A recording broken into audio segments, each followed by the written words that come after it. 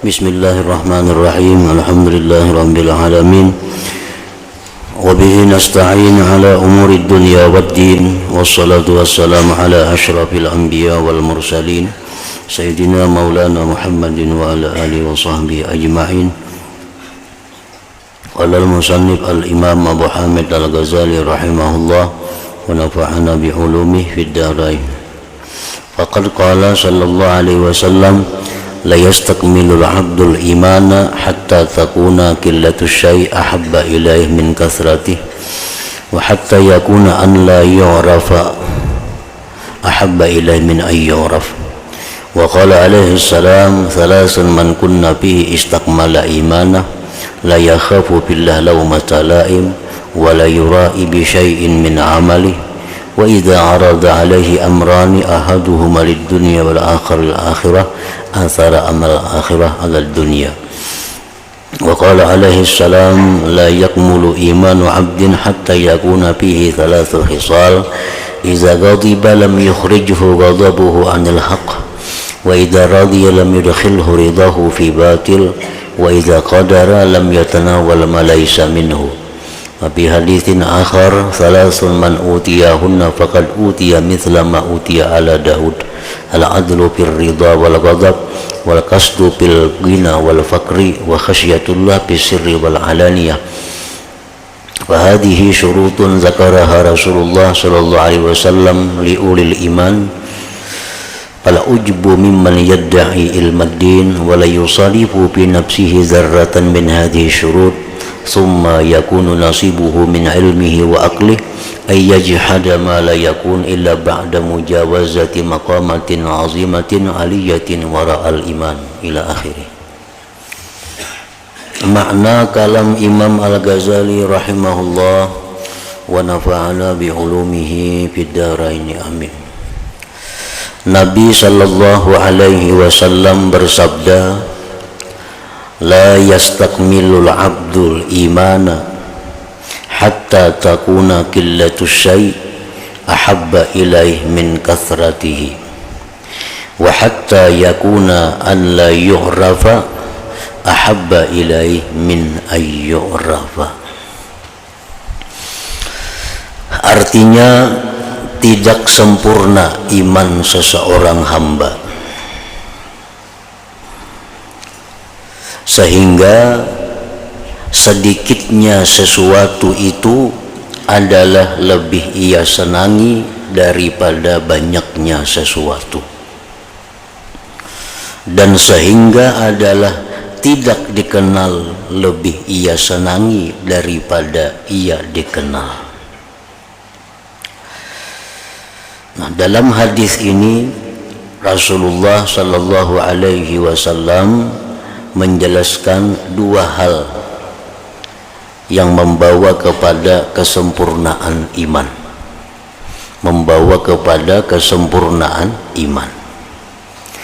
Yang pertama, bahwa sedikitnya dunia lebih ia sukai daripada banyaknya dunia. Nah, sedikitnya dunia lebih dia sukai daripada banyaknya dunia. Sedikitnya harta lebih ia sukai daripada banyaknya harta. Sedikitnya duit lebih dia sukai daripada banyaknya duit.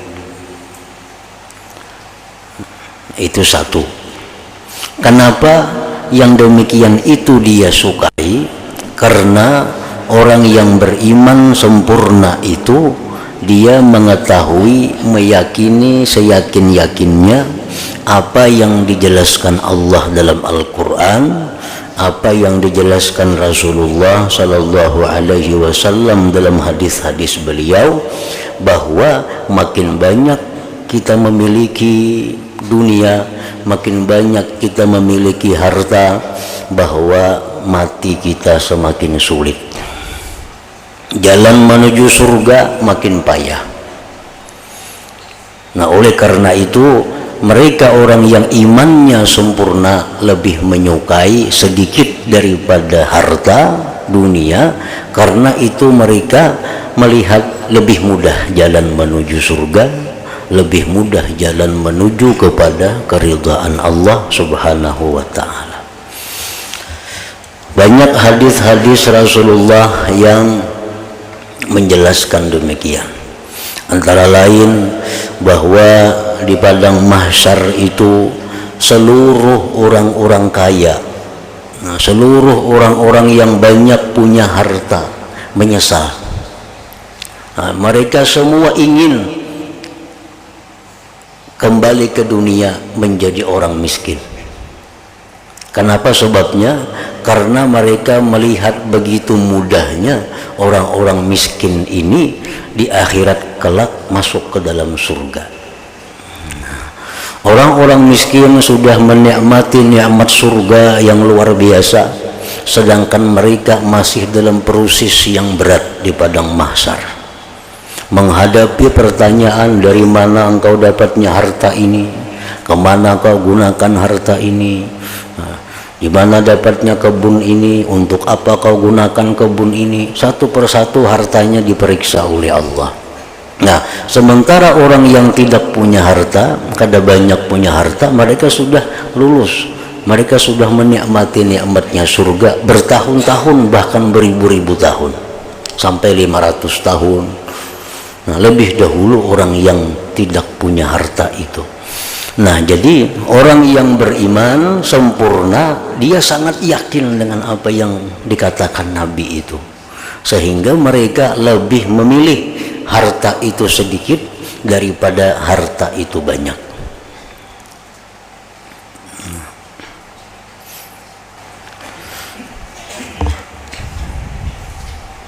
Nabi yang paling akhir masuk surga, Nabi Sulaiman.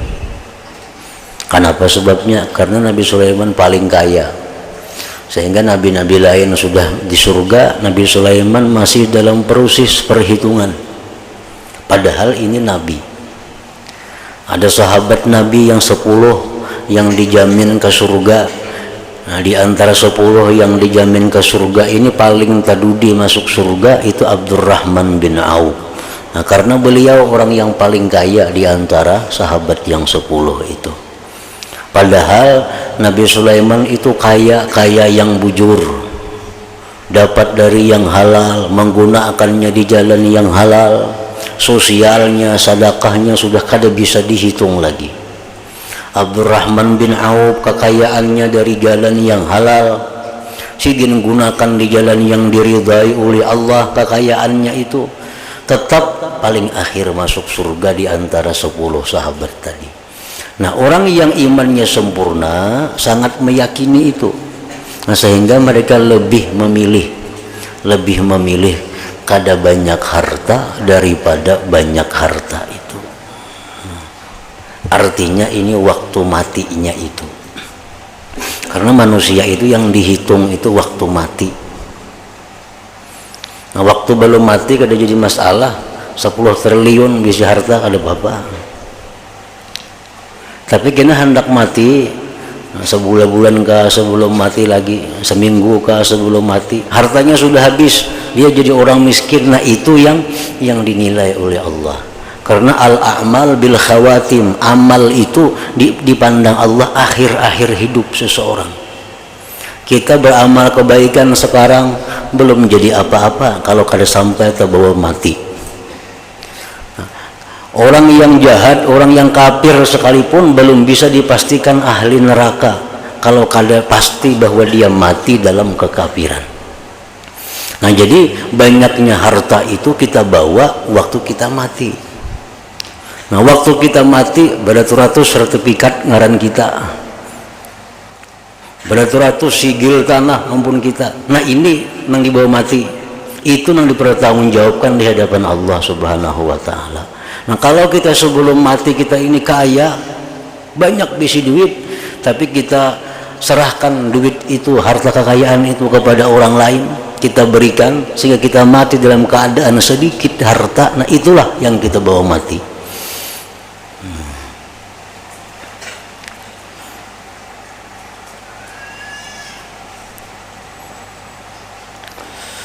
Makanya Nabi kita dalam doa sidin antara lain, ya Allah matikan aku dalam keadaan miskin. Itu doa Nabi, ya Allah matikan aku dalam keadaan miskin dan kumpulkan aku di akhirat kelak bersama-sama orang miskin. Nah, jadi mencari Nabi di akhirat tuh kadang alih di mana bubuhan miskin, di situ Nabi bandak. Bubuhan yang kaya-kaya tuh kada ada nabinya situ. Nah, jadi orang beriman tuh tahu benar itu, mengerti benar ini, percaya benar ini, lalu orang yang beriman sempurna tadi dia memilih lebih baik sedikit harta daripada banyak tadi. Nah, karena kayaknya di akhirat bakal lumpuk lawan Nabi. Karena Nabi kita sudah minta kepada Allah, Allahumma syurni ma'al miskin. Ya Allah, halau aku, kumpulkan aku di akhirat beserta orang miskin. Jadi hitung enak sugih itu, nah jangan sampai terbawa mati kesugihan tuh. Jangan sampai terbawa mati. Pas mati bisa rumah hampir 5 buah, motor 5-6 buah, kebun beratus hektar mati. Nah ini yang terbawa mati nih, yang jadi masalah. Kalau sekarang kita kaya, kalau kita berikan harta kita di jalan Allah, di jalan yang diridai Allah, sehingga kita sebelum mati kita sedikit punya harta, nah itulah harta yang sedikit itu yang status kita. Jadi apakah kita di akhirat itu sebagai miskin, apakah sebagai orang kaya yang dipandang waktu kita tutup usia? Waktu tutup usia itu status kita di akhirat, kaya atau miskin, mukmin atau kafir, salih atau fasik, itu yang dipandang adalah waktu tutup usia. Bila waktu kita mati itu kita dalam keadaan salih, status di akhirat salih. Nah, bila kita mati dalam keadaan iman, nah status di akhirat kita iman. Jadi yang dipandang itu khawatim, kesudahannya, menjelang umur habis, itulah yang kita bawa ke akhirat status kita itu. Orang yang sekian banyak berisi dosa, lalunya tobat kepada Allah, mati, nah mati dalam keadaan tobat. Nah, jadi orang ini mati dalam keadaan bersih dari dosa. Karena at-taib minaz dzambi kaman la dzambalah. Orang yang tobat dari dosa seperti orang yang tidak punya dosa. Jadi inya berbuat dosa waktunya hidup, begitu menjelang mati inya tobat. Nah, kayaknya di akhirat inya adalah orang yang tidak punya dosa. Orang yang waktu hidupnya banyak beramal saleh, waktu hendak mati, nah, berubah kelakuannya menjadi orang jahat, orang fasik, akhirnya dia mati. Nah, mati dalam keadaan itu, maka di akhirat pun statusnya adalah orang yang fasik. Nah, orang yang hidupnya miskin hidup melarat, dapat mendulang intan gak hintalo, hanya sehari mengikuti, mati dalam keadaan kaya, karena matinya rahatan mengikuti intan kayak hintalo itu. Nah, jadi yang dipandang oleh Allah matinya itu, amal kita ini di ujungnya. Nah, jadi pertama itu dia menyukai sedikit sesuatu dunia daripada banyaknya. Yang kedua, orang yang sempurna iman, dia menyukai tidak dikenal orang. Dia menyukai tidak dikenal orang daripada dikenal orang. Dikenal apa? Dikenal kesalihannya, dikenal ketakwaannya. Itu yang dimaksud, bukan dikenal keilmuannya. Kalau kita ingin dikenal bahwa kita ini alim, supaya orang belajar dengan kita, itu satu kebaikan. Karena mau kita bersembunyi, nah kita orang kada tahu pada kita alim, kada belajar orang. Tapi kalau kesalihan, ketakwaan, nah itu kita lebih suka kada dikenal orang daripada dikenal orang. Biar dikenal orang sebagai orang biasa, kada dianggap orang yang takwa kepada Allah, kada dianggap orang yang salih, kada jadi soal. itu lebih dia sukai daripada dimasyhurkan orang sebagai orang yang takwa kepada Allah. Lebih suka dia daripada dimasyhurkan sebagai orang yang ahli kesalihan umpamanya. Nabi sallallahu alaihi wasallam bersabda, "Salasun man kunna fihi istakmala imanah, la yakhafu billah laumata laim, wa la yura'i bi syai'in min 'amalihi, wa idza urida alaihi amran ahaduhuma lid-dunya wal akhar lil akhirah, athara amral akhirah 'ala dunya." Artinya, 3 perkara, barang siapa yang 3 perkara itu ada padanya, niscaya ia telah menyempurnakan imannya. Yaitu 1, ia tidak takut karena Allah akan celaan orang yang mencela. Nah, ini sulit. Ia tidak takut karena Allah akan celaan orang yang mencela. Ini artinya orang yang berprinsip hidup itu yang penting diridai Allah. Nah, walaupun orang sealamanan kada suka lawan inya. Nah, ini sulit, kada gampang. Orang yang bisa demikian ini orang yang bujur-bujur tawakalnya kuat kepada Allah. Kalau orang itu tawakalnya kada kuat kepada Allah, inya pasti mencari keridaan makhluk, karena inya masih ada menyimpan harapan kepada makhluk itu. Nah, orang yang tawakal itu kuat, artinya inya hanya bergantung kepada Allah. Yang penting dicarinya keridaan Allah. Perkara makhluk ini rida kada rida tuh kada tahu urusan. Orang katuju lawan inya, alhamdulillah. Kada katuju, kada jadi soal. Nang penting Allah katuju. Nah, ini orang nang sempurna iman juga. Nah, ini adalah buah daripada tawakal seseorang. Karena orang masih bergantung hidupnya lawan bantuan orang, hidupnya masih bergantung lawan gajian orang, hidupnya masih bergantung lawan apa, inya pasti mencari keridaan orang-orang yang membantu inya. Karena alih mungkin hanya kada suka diampihinya membantu. Dia kira ampihnya membantu. Tiap bulannya mengirimi duit nih, tiap bulan membantu seorang. Ini kita jaga benar supaya jangan sarik lawan kita. Takutan kita punya sarik kena di stopnya bantuan itu kayak apa. Nah, ini orang yang tawakalnya lawan yang membantuinya. Jadi inya selalu berusaha bukan hanya mencari ridha Allah, tapi juga ridhanya orang yang membantu ini.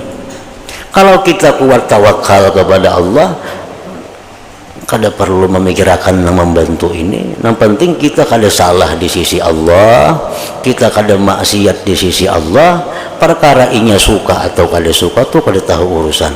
Inya membantu silahkan, inya mengampihi bantuan, yang lain banyak aja yang membantu lain pada inya. Nah,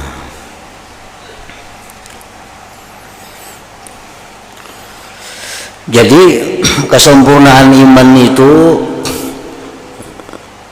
adanya niscaya tidak takut karena Allah akan celaan orang yang mencela. Ini penyakit. Kalau kita mencari keridaan orang tuh penyakit. Mestinya yang kita cari itu keridaan Allah aja semacam. Dan ini penyakit menghinggapi penuntut-penuntut ilmu, penyakit yang menghinggapi orang-orang yang berilmu, menghinggapi penyakit orang-orang yang paamal. Ini takutan benar ampih dibantu orang itu. Ini hidupnya bergantung di situ. Si A, si B, si C yang tiap bulan ngiriminya, dijaganya benar itu. Kalau pina sarik kena ampih mengirimi. Nah, ini orang berilmu yang kada betuhan ngarannya. Ini nang kayak apa kata halang terbujur ke asal ini jangan sarik yang membantuinya ini nah. Nah, mestinya orang-orang yang berilmu itu, orang yang beribadah itu yang dicari adalah keridaan Allah karena bergantung lawan Allah. perkara sipulan nang tiap bulan membantuinya itu imbah kita doakan inya selamat, doakan inya ke surga, habis sudah mungkin alahan pada bantuannya itu doa kita itu. Orang membantu kita 1 miliar umpamanya, kita doakan ya Allah mudahan inya ke surga sarumahan mati, gana pada 1 miliar doaan itu. Kada usah kita takutan dicari giinya, takutan kada dihiraninya. Nah ini orang kada batuhan itu. Nah ini penyakit orang penuntut ilmu, penyakit ulama, penyakit orang-orang ahli ibadah, bergantung lawan yang membantuinya. Padahal Allah sudah menjamin bila orang bergantung lawan Allah, Allah cukupi kehidupannya. Allah cukupi kehidupannya.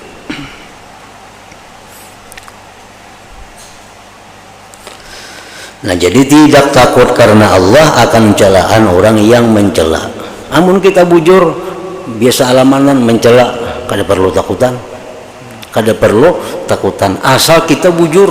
Nah, asal bujur aja. Arti bujur itu apa? Yang kita gawi ini kada bertentangan dengan Allah, yang kita gawi ini kada bertentangan dengan hukum Allah, biar orang kada katuju ada apa-apa juga. Nah kan itu sulit itu memang kesempurnaan iman, kesempurnaan iman. Yang kedua, ia tidak ria dengan sesuatu dari amalnya. Ia tidak ria dengan sesuatu dari amalnya.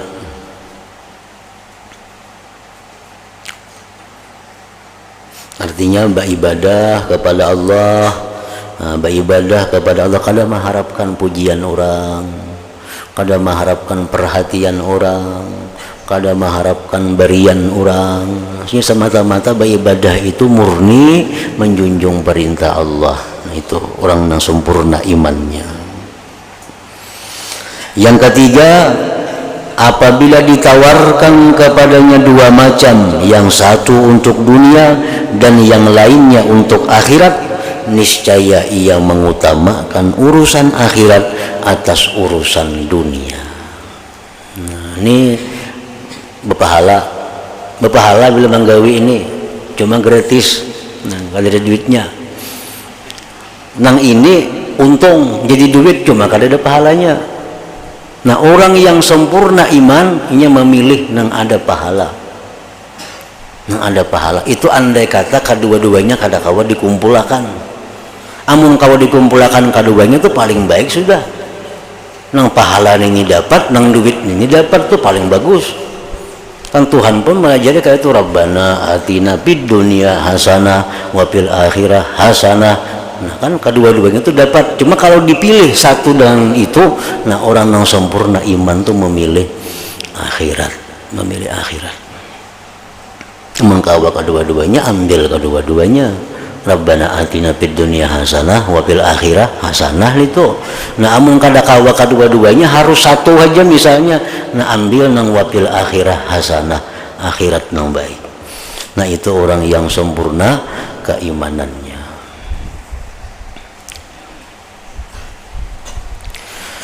Dan Nabi sallallahu alaihi wasallam bersabda, la yakmulu imanu abdin hatta yakuna fihi thalasu khisal.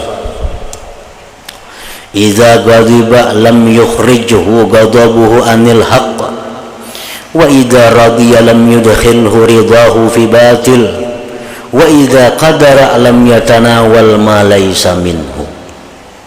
Artinya tidak sempurna iman seseorang sehingga ada padanya 3 perkara. 1. Apabila ia marah, niscaya marahnya itu tidak mengeluarkannya dari kebenaran.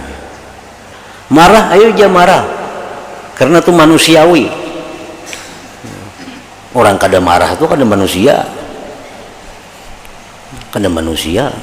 Marah itu disuruh dalam, kadang-kadang dilarang, kadang-kadang. Tapi kalaupun marah, jangan sampai marah itu mengeluarkan dari kebenaran. Kayak apa marah yang mengeluarkan dari kebenaran itu? 1, marah yang berakibat dendam. Satu itu. Yang kedua, marah yang berakibat kedengkian. Ini sarik lawan orang itu, lalunya dendam. Nah ini sudah lewat ngarannya, kaliwatan itu. Orang mukmin itu pemarah, jar Nabi. Pemarah, tapi cepat juga ridhanya. Pemarah itu orang sifat orang beriman, tapi cepat marah, cepat ridha. Dan kalau marah, marahnya itu kadang mengeluarkan dari jalur yang benar.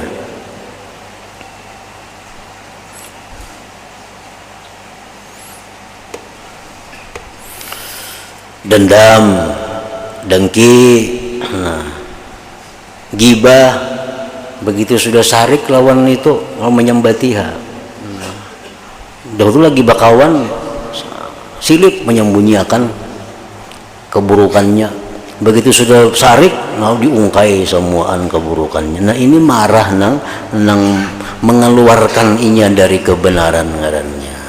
Istihqar, menghinakan jadinya. Izharu sirrih, membuka rahasianya.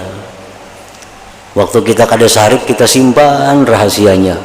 Yang kita sarik lawan orang itu, kita buka rahasia-rahasia. Nah ini marah nang mengeluarkan.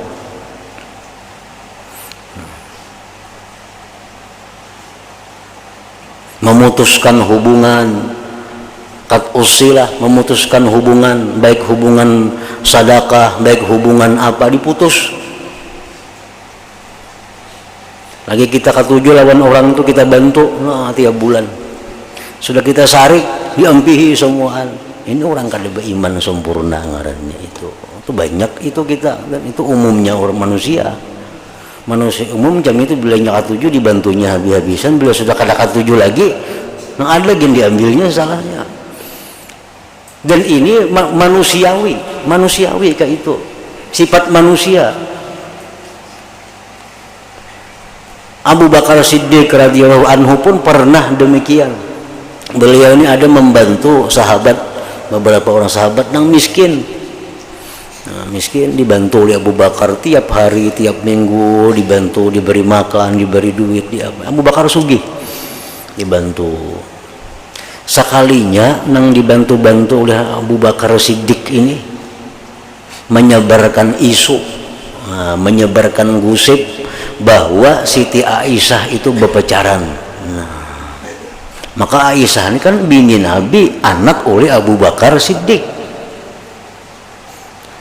Ini menebarkan gosip Aisyah bini Nabi berpacaran lawan sahabat.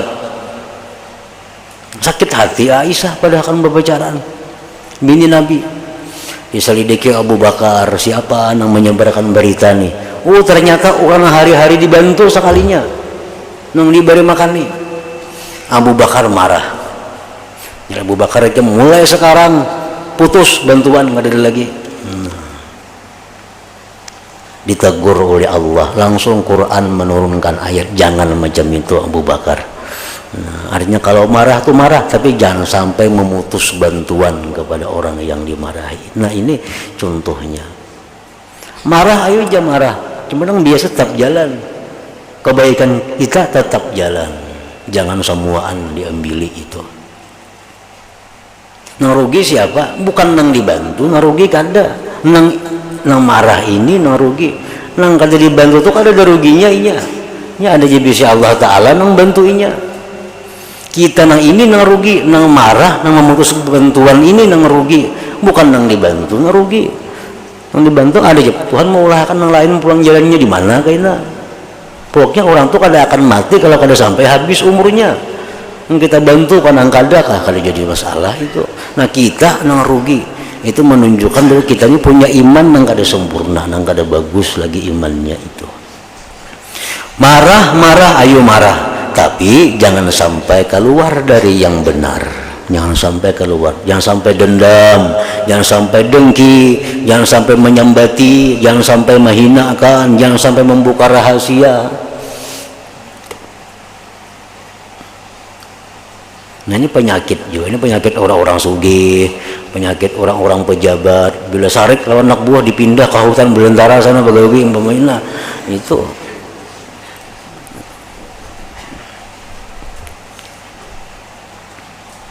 Apabila ia marah, niscaya marahnya itu tidak mengeluarkannya dari kebenaran.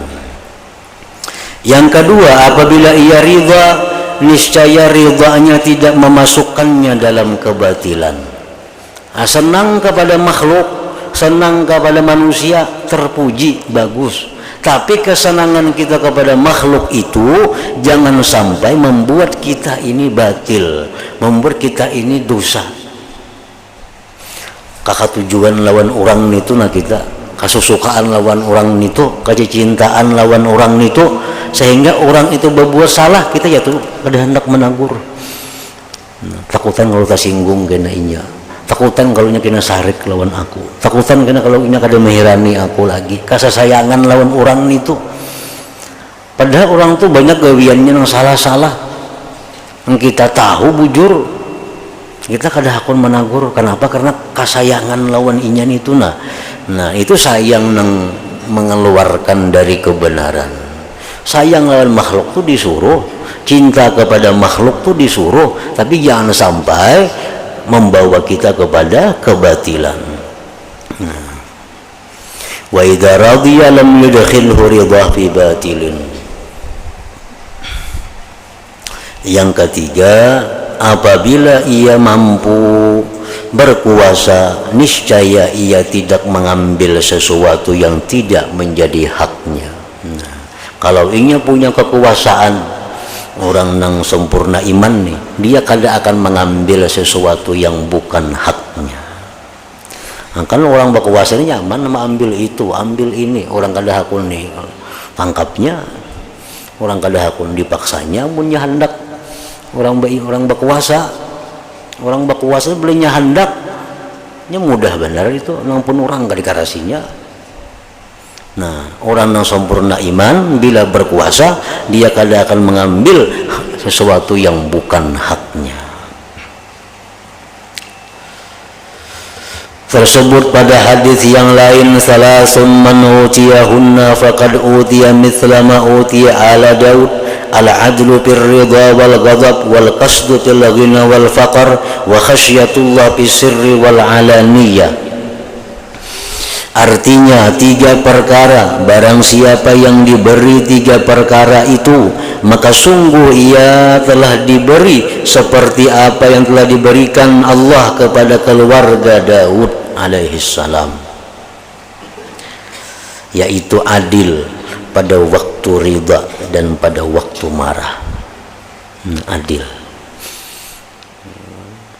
Kadang-kadang kita dalam keadaan ridha itu membuat kita miring kepada orang yang kita ridai itu. Bila mana kita kadang-kadang marah, kita sudah kada bersikap adil lagi dengan orang yang kita marah itu. Ini sesuatu yang berlawanan dengan kesempurnaan iman. Artinya orang yang iman sempurna itu, walaupun dia marah kepada seseorang, tapi kada lepas dari adil. Walaupun dia ridha kepada seseorang, tapi kada lepas daripada adil. Adil itu apa artinya? Ya, jalan yang lurus. Jalan yang lurus.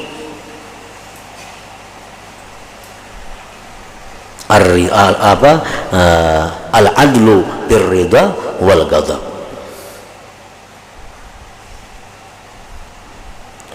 Yaitu adil pada waktu ridha dan pada waktu marah. Itu sesuatu yang sulit juga, yang berlawanan dengan nafsu. Berlawanan dengan nafsu. Nafsu kita ini bila kita marah tuh lalu hendak menyiksa orang aja.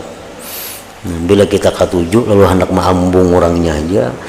Itu yang berlawanan, yang mesti dilatih, dididik, bujur-bujur meluruskan nafsu nih supaya kita stabil. Stabil, marah kita stabil, kita senang stabil juga, kada sampai menyimpang dari aturan agama. Itu perlu latihan-latihan. Mungkin kita biarkan aja nafsu kita ya kayak itu sampai mati sudah. Mungkin kita biarkan kada dilatih-latih sampai mati ya kayak itu. Bila kita ketujuh orang tuh, habis-habisan lah kita puji. Bila kita muar, habis-habisan lah kita celak, kita sakiti. Itu Bila kita kada didik nafsu ya macam itu, harus dilatih. Maka kada kawa dilatih itu. Kita berhadapan hari ini lawan orang yang membuat kita senang. Nah, kita hari ini berhadapan dengan orang yang membuat kita senang. Kita ingat, nah, aku harus adil berhadapan orang seperti ini. Jangan sampai aku tergelincir menghadapi orang yang menyenangkan aku. Nah, 1 jam berikutnya datang orang yang maulah kita pusing kepala, datang orang yang membuat kita marah. Nah, kalau kita ingat, nah ini aku ini mesti adil menghadapi orang seperti, jangan sampai aku keluar dari jalan agama. Bila kada dikontrol macam itu, kada kawa, kada mau jadinya. Kalau pun jadi langsung jadi kada mau. Nah,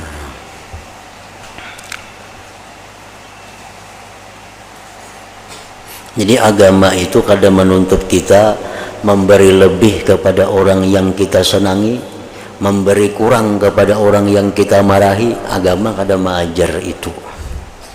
Kita boleh memberi lebih kalau itu orang lebih dicintai Allah. Boleh kita memberi kurang, bahkan kada memberi kalau itu orang memang musuhnya Allah. Ukurannya di situ, bukan ukuran nafsu kita. Kada ini orang ini katuju lawan orang ini aku nah. Orang ini aku kalau katuju lalu gawiannya mulai aku sarik saja rajin. Nah, kalau kita ada duit 2.000, bagi 1.000 seorang, bagi 1.000 seorang. Nah, itu ngarannya adil dalam ridha dan marah. Tapi kalau ini orang nang ku katuju, ini orangnya memang saleh, orangnya ahli ibadah, ahli takwa. Nang aku muari memang orangnya kada baik juga, orangnya memang fasik. Nah, itu ayo jadi potong ini tahun 2.000 ini 500 saja diberi, kada apa-apa itu. Tapi ukurannya bukan senang marahnya kita nafsu, kada, tapi ukurannya adalah ukuran Allah Ta'ala. Nah, itu artinya ridha ini.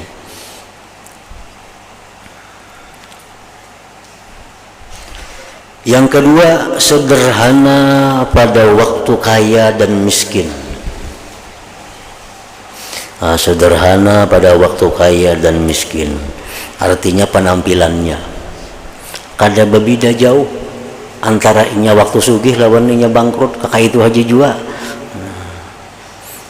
waktunya sugih penampilannya kada glamur, waktu inya miskin penampilannya kada pina berubusan, kada, tapi sederhana. Waktu inya kaya penampilannya sederhana, waktu inya miskin pun kada miskin-miskinkan dirinya, minta kasihani orang, kada juga.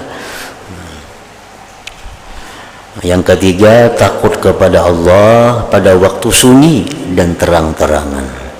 Di rumah seorangan tetap takut kepada Allah, di pasar tetap takut kepada Allah, dimanapun takut kepada Allah. Itu kada berubah oleh keadaan, oleh tempat. Maka inilah syarat-syarat yang diterangkan oleh Rasulullah Sallallahu Alaihi Wasallam untuk orang-orang yang mempunyai iman. Maka aneh dari orang yang mengaku-ngaku mengetahui ilmu agama. Aneh tuh orang mengaku-ngaku mengetahui ilmu agama, mengaku-ngaku mengetahui ilmu agama itu ada dua macam pengertiannya. Yang pertama ada yang qal, ada yang hal. Nengkal itu artinya jadinya aku kos itu kemari sudah mengaji. Nah, ke guru ini, guru itu, guru ini, kitab itu, kitab ini, ujarnya nih, muntungnya bersuara. Nah, itu mengaku-ngaku ilmu agama. Ada yang diam aja, diam.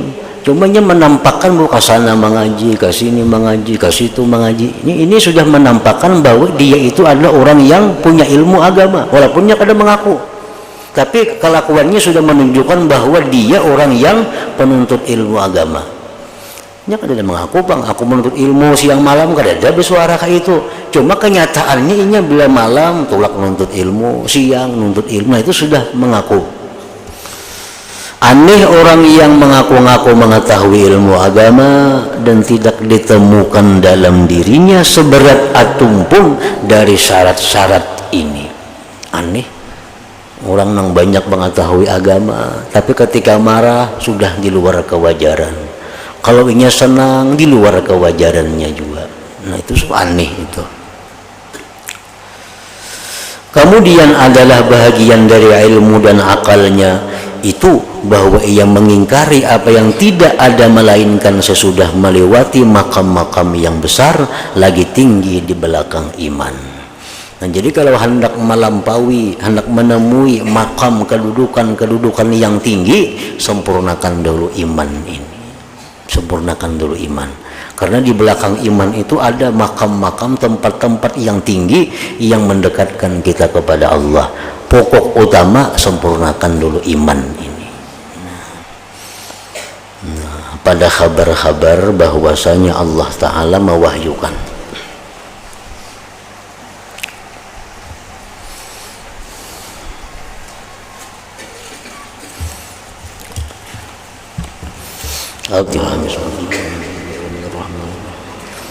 Iyyaka na'budu wa iyyaka nasta'in ihdinas siratal mustaqim siratal ladzina an'amta 'alaihim ghairil maghdubi 'alaihim waladdallin. Ya ayyuhar rajulun minhu syafa'atan sallu 'alaihi wa sallimu taslima. Allahumma shalli wa sallim